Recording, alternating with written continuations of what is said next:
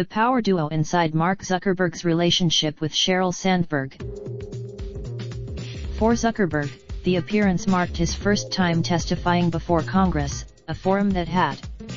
For Facebook, that. Yet, Sandberg, Zuckerberg's longtime colleague and confidant, refrained from attending all of his prep sessions. The reason, for years, the Silicon Valley power duo thrived by doing just that.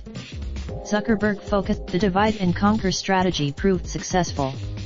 In 2000, the pair helped to firmly establish Facebook as an internet behemoth with vast influence over the media and advertising worlds, a trail of vanquished rivals and a market valuation hovering around $500 billion. As Facebook flourished, so did their personal brands.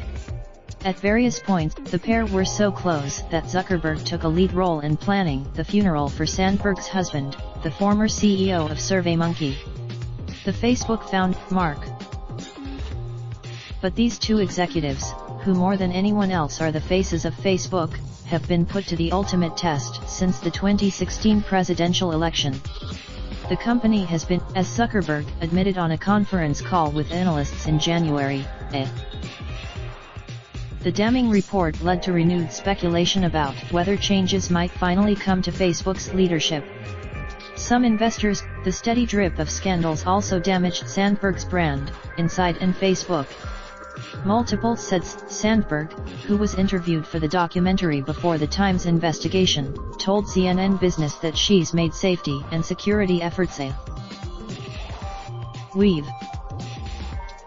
Alex Stamos, the former chief security officer at Facebook, said in the CNN documentary interview that Facebook's problems were not primarily Sandberg's fault so much as the result of thousands. Those. For people to. Zuckerberg, who has previously suggested for Facebook's failings, defended Sandberg in November, citing their long and lucrative partnership. Sheryl. Raindrop, drop top, smoking, no cooking the hot pot. Fucking on your bitch, yeah, that. Looking up, open the park, pot.